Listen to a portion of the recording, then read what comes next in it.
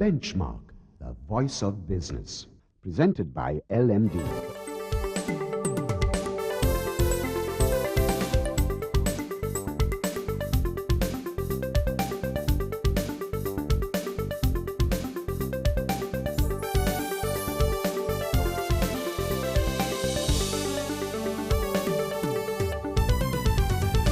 On this edition of Benchmark, the FMCG sector is the topic under discussion today, and we've invited Siddharth Banerjee, Country Marketing Director of Unilever Sri Lanka, to give us his unique perspective. Then we get the latest on the stock market with LMD columnist and market analyst Hasta Premaratna, and we take a look at TNS Lanka's latest survey with country manager Kiran Echen. That's the lineup for Benchmark. Hello and welcome to Benchmark. I'm Savitri Rodrigo. Today we're going to take a closer look at the FMCG sector here in Sri Lanka, and we've invited Siddharth Banerjee, who is the Country Marketing Director of Unilever Sri Lanka, to give us his views. Thank you for joining us on Benchmark today, Siddharth. You're so welcome. Good to have you on the show. Just as a starting point, how do you view the FMCG industry at this point of time? I think I can only say it in a couple of words, which are very exciting, very dynamic, changing, and I only see a lot of optimism for the future. As Unilever, I think we are participating wholeheartedly in the FMCG market in Sri Lanka, and I think we've been very happy with the progress that we've made across so many years in Sri Lanka. And as we see action hotting up in the FMCG market with more and more brands coming in, I think we are all very excited at the sector and at the market. It is a very competitive industry to be in. Yes. What do you think will actually take the FMCG leaders, so to say, into the next step? I think the rules haven't changed. It's pretty much the basics of business still remain, especially when competition heats up.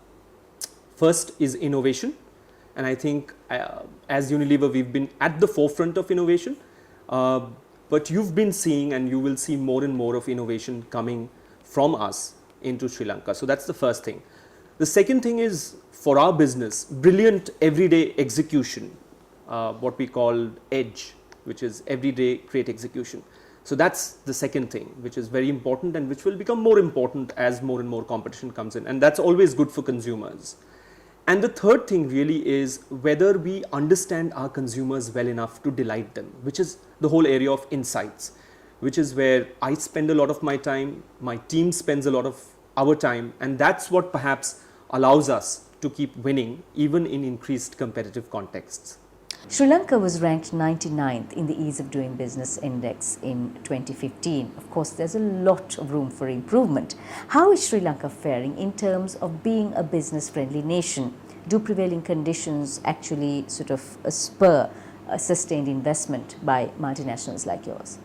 I think we've had a very strong track record of working in Sri Lanka with key stakeholders and key partners for the last 75 years.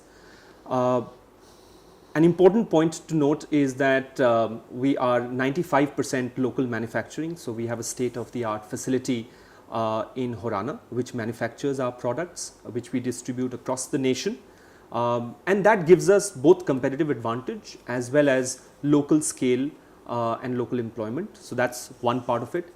The second part of it is that I feel that as the world gets more global, and as Sri Lanka also participates fully in the world, we will see some more global best practices coming into Sri Lanka, and we will always help and try and work with the stakeholders for the right set of legislation, for the right set of consumer benefits, and so therefore I think we are very excited to be in Sri Lanka and work in a nation which is friendly for our business, in particular for Unilever Sri Lanka.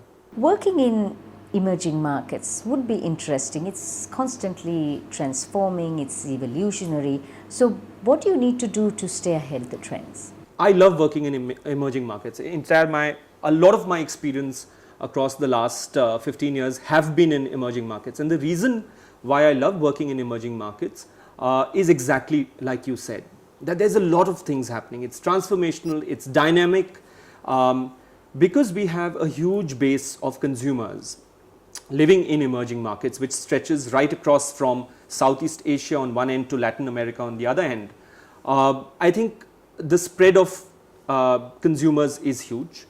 Diverse nationalities, diverse cultures, diverse socio-economic contexts, and so therefore I feel that there is much more happening in emerging markets. I could also say that because I worked a lot of my career in emerging markets, but also having spent some time in the developed markets, I definitely feel that there's more action happening here. Having said that, Unilever has always had a strong footprint in emerging markets companies. In fact, more of our sales globally now comes from emerging markets than, let's say, the markets of Europe and North America.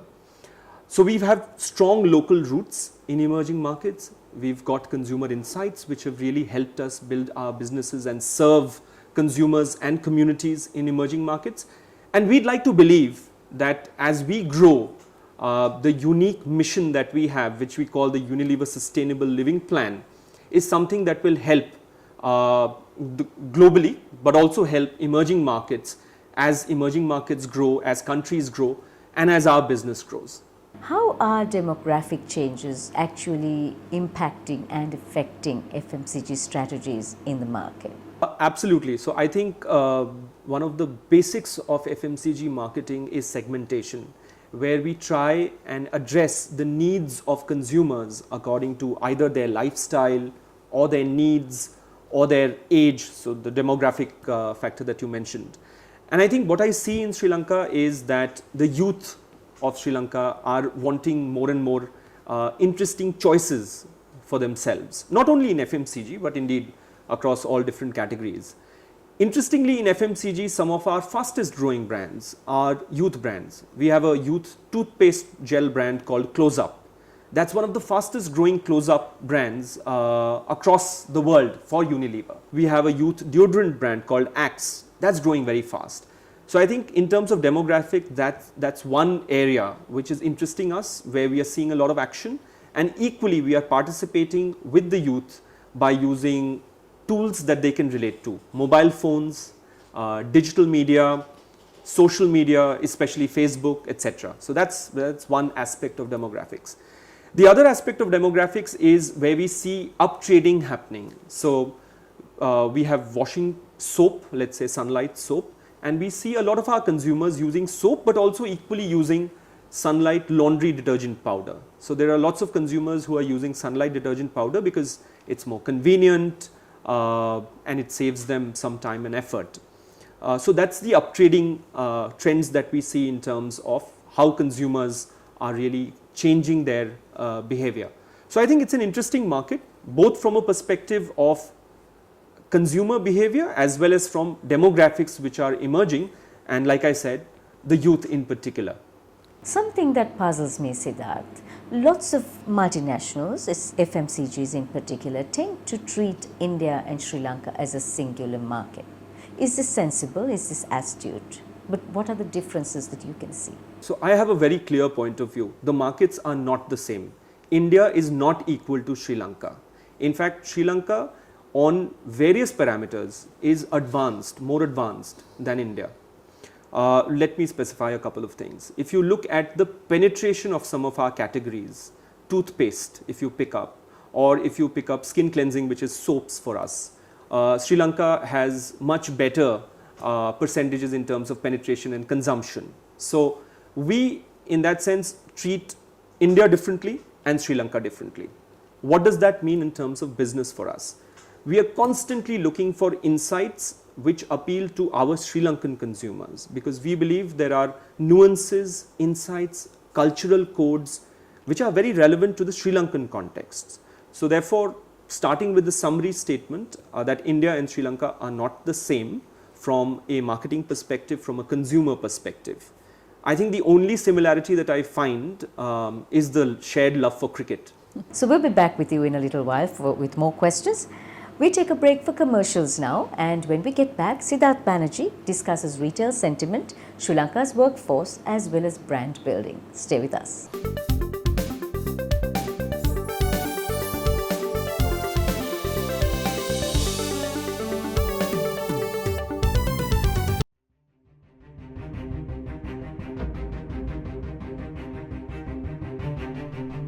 When we entered the industry in 1995, a new star was born as a fully owned subsidiary of People's Bank.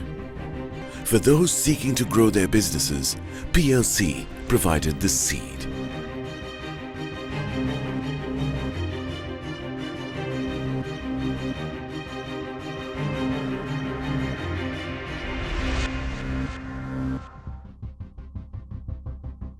We are not only Sri Lanka's #1 leasing company, but also the largest non-banking financial institution. Welcome to a new dawn for the nation. Introducing People's Leasing and Finance, PLC.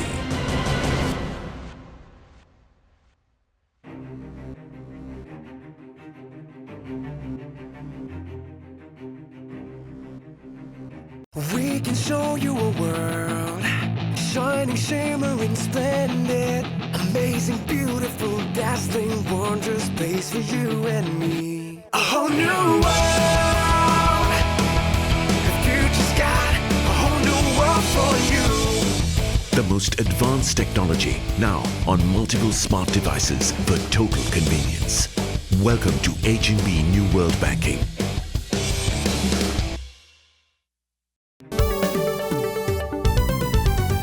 You're with Benchmark, the Big Picture Business Program. We are talking with the Country Marketing Director of Unilever Sri Lanka, Siddharth Banerjee. Siddharth, back as we promised. Has the political atmosphere in key consumer trends, in consumer markets actually offered demand, any related trends that you can see? I think one interesting point which has happened in recent times is that with the new budget, there is a little bit of more discretionary spending power in the hands of consumers, especially if you look at the government sector and the government employees. That's quite interesting because that's a large segment of the population here in the nation. So I think that's one positive trend that has come in. And I think as we see more and more such positive measures coming in, they will stoke demand, consumer demand for products, and we'll be able to offer more choice for consumers. We've seen consumer confidence in Sri Lanka improve drastically from November 2014 and in fact reached an all-time high in February. Do you think retail sentiment is likely to improve here in Sri Lanka going forward? I wish I had a crystal ball. But I can speak for myself and for my team. I think we are supremely confident that some of the work that we are doing in terms of consumer insights, in terms of our brands at point of sale, that's very good work. I'm very happy with some of the work that we are doing. And so I only have optimism when I look towards the future. I'm also very happy to share that some of the key forums in the nation are recognizing the good work. Quite recently, we were recognized as the Marketeer of the Year at the FEs, which happened. So that was a testament to all the work that we had done, and I think the team was delighted that we were Marketeer of the Year at as Unilever Sri Lanka. So that just gives us confidence that as consumer confidence keeps improving, we'll be able to do some good work and connect and engage with our consumers even better. So Siddharth, what is your take on the local workforce? You would know, of course, that Unilever is the #1 employer of choice.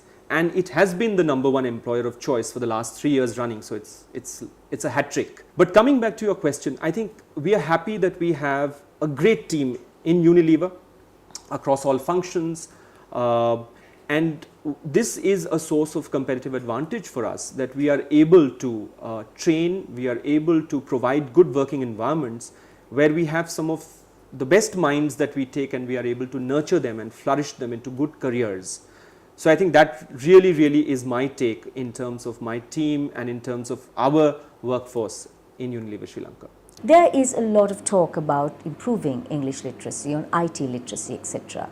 Are we doing that? I think one of the things that we can perhaps do more and more of is that we are such a digitally evolved nation. Why do I say that? We have the 4G telecom infrastructure here, and Sri Lanka was one of the top 10 markets when it came to 4G infrastructure. We have 100% mobile penetration here. We have about 3 million smartphones here. So there's so much that we can do in the whole field of digital literacy, what all is possible, and therefore get connected in the world globally. And that's already happening. I see positive signs of already happening. But equally, I think organizations like ours also have a role to play in terms of utilizing these media that's already there for consumer education, for tips, for content, and that's something that you will see us doing more and more. What is the level of brand awareness here in Sri Lanka in the FMCG sector? The awareness is high. The awareness is also informed judgments. I think people engage with brands. So when you look at a couple of these trends, people read food labels, yeah, and that has to do with high levels of literacy and the fact that they are engaged. If you look at the personal love of brands, there are strong loyalties which are built across generations. So I think those are indicators of saying that there is a high level of brand awareness and brand engagement. And I think for Unilever in particular, we've worked very hard to earn that brand love for our brands, and we continue to do that on a daily basis by trying to serve the needs of our consumers. So I think it's good, and therefore it allows us to constantly speak and engage to our consumers. Well, you've worked in England, you've worked in Singapore and also in parts of India.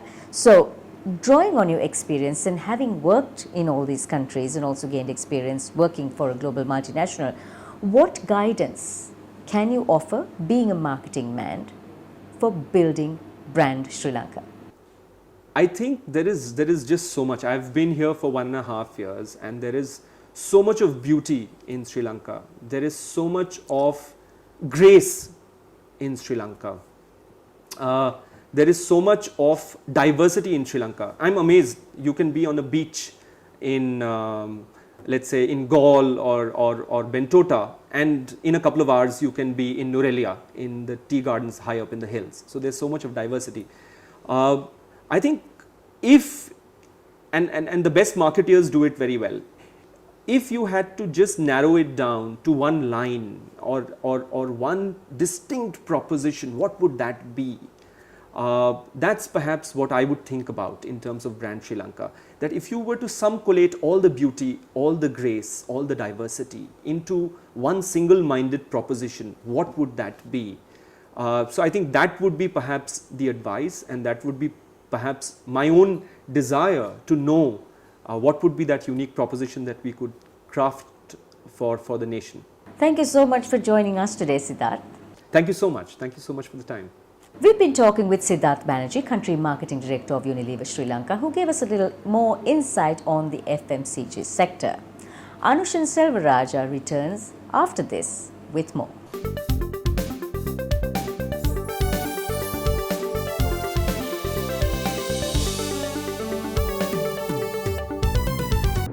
Sri Lanka's #1 leasing company is now the nation's largest and highest rated finance company with 2 international ratings. Let us move the nation as one with People's Leasing and Finance PLC.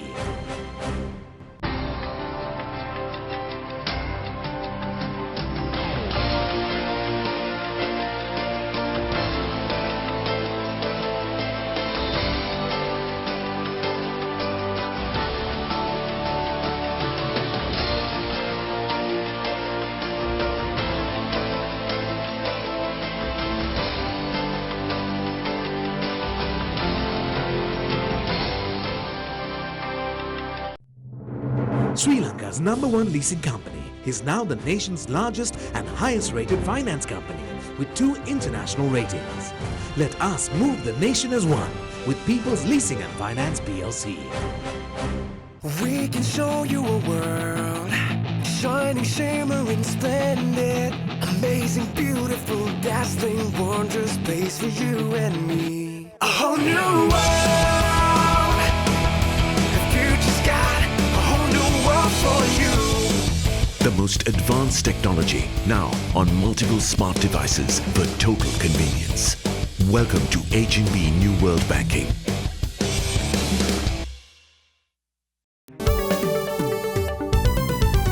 Welcome back to the show. I'm Anushan Selvaraja. We are going to see now how investors view the interim government's 100-day program, as well as some of the controversial taxes which were introduced in the mini budget. And joining us is market analyst and LMD columnist Hasta Premratna. How is the so-called 100-day program being viewed by the investor community, Hasta?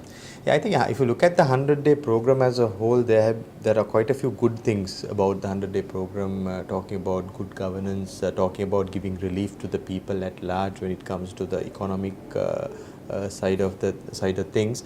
So while it happens, in the meantime, there are some constitutional changes that have been proposed and to come as well. So on one side, there are good initiatives that have been proposed, and they have been moving in the implementation process as well, but it has also done from an investor point of view is that it had brought in quite a bit of ambiguity, uncertainty into the investor's mind, particularly because some of these areas really don't have complete clarity. I mean, for example, if you look at the budget, I mean, you expected to do a budget in 2 weeks. Now it was interim budget, it was not a full scale budget, but those changes had to be brought in, those revenue measures had to be defined within a very short period of time. So one can always question, is that enough time to do that? So this is where the 100-day program can get criticized or can get into a little bit of difficulty in the eyes of the investors in particular, because it's a short period of time and a lot of work to do. And is that enough time to do? And some of those things are fundamental changes to constitution, to economy.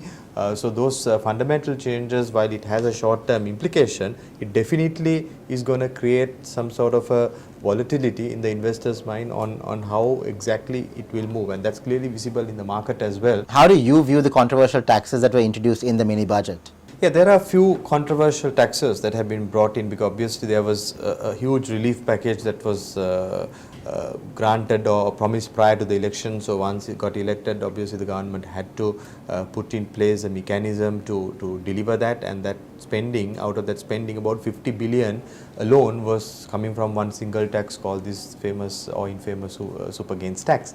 So this tax has made a lot of issues and brought in a lot of concerns among the investors, particularly because how it was introduced, more than what it is. I think how it was introduced, there's a lot of uncertainty around to whom will it apply to, on what profit will it apply to, and how can you go back to 13-14 financially and charge this tax. So these kind of concerns came in, and it gave kind of an impression that you're giving a wrong message to the good governance theme that this new government is talking about. From an investor's perspective, I think what is important is consultation and clarification and transparency. So I'm not saying that the 50 billion collection is bad. It's something that shouldn't have happened. If the government had promised, and if that is what was required, maybe it was required to support the lower end on the economy to get a quick kick up to get up to speed. But in the meantime, how it was done is what probably investor would question. Taking both these measures, Hasita, would they have any serious impact on the long-term direction of the stock exchange? Well, if you look at it from certain initiatives, for example, if you look at the governance aspect that's been seriously spoken about, and the foreign relations related areas that this 100-day program is running around, I think they are having very good positive impacts towards the longer term sustainability of the country, economy and the market. There's no debate about it, right? That's a positive side of it. Then in the meantime, of course, some of these actions that have been taken, maybe not thought through enough, maybe not clarified adequately, maybe not heard from the relevant stakeholders enough because of this rush that is for this 100-day program. That gave an impression that, you know, the longer term will some of these initiatives give a bad message, a bad precedence will be set towards the longer term direction of the country's economy and the governance aspects. So fundamentally the 100-day program and these initiatives looks good in paper, but when it came to action, how it was actioned, some of these areas, controversial areas, how they were brought in, gave a wrong signal, a negative message, given the mad rush. But the investor community at large will wait to see what's ahead in the next 3-4 months, particularly the general election, who will come to power and what the policies of that government would be. Because I think in the matured investor's mind, it is understood that this is a set of election promises that are being delivered within a short period, and secondly there is an election ahead, and thirdly there is a minority government in parliament who simply can't take any unpopular decision. So a matured investor would understand that this period is a wait and see period. it's not going to have a real negative impact towards the longer term fundamentals of the country or the economy or the market. But it's something where you tend to take a wait and see approach and see what's going to happen after the general election when the real thing starts happening. Thank you very much for joining us, Hasita. That was market analyst and LMD columnist Hasita Premaratne. After a short commercial break, we will be back with the latest on the LMB TNS survey. Stay tuned.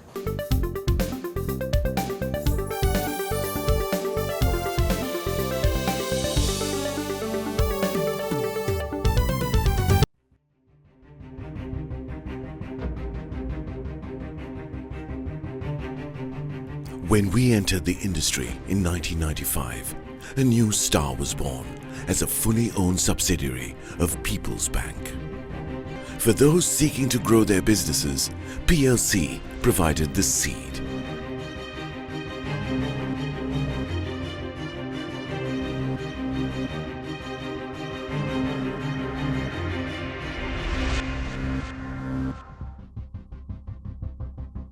We are not only Sri Lanka's #1 leasing company, but also the largest non-banking financial institution.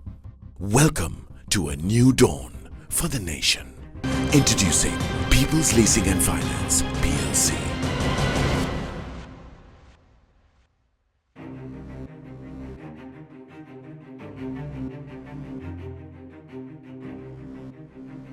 We can show you a world, shining, shimmering, splendid, amazing, beautiful, dazzling, wondrous space for you and me. A whole new world, the future's got a whole new world for you. The most advanced technology now on multiple smart devices for total convenience. Welcome to H&B New World Banking.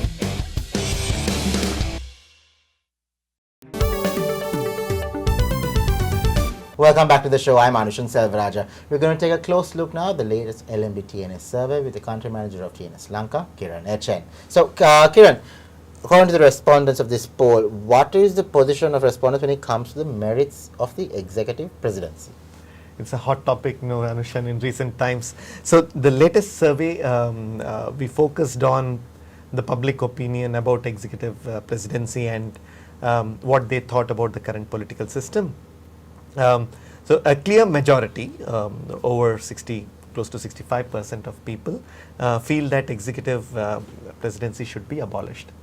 They feel that this system concentrates too much power in one individual, and some of them even go to the extent of telling it, we need to do away with for the development and progress of the country.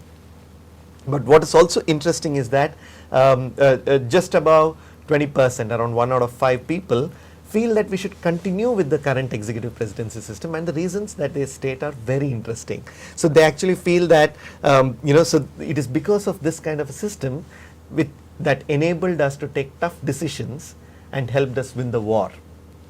And it is this system is very conducive for better control, which will go off if we move into any other different kind of a political system. How do people view the crossover culture that is prevalent in our political system? Oh, they don't approve of it. So close to 60% of people do not approve of this crossover culture, and so to quote, they feel it destroys the country. It's like a fraud, and they feel it's a disservice to the electorate. But like always, there is the other side of the coin, and that's also equally interesting. 26% of people feel that it's fine to cross over. It's after all an individual's wish, and particularly if there is a conflict of interest between one's values and the values of the political party that you belong to, then you're fine to leave if there is a conflict.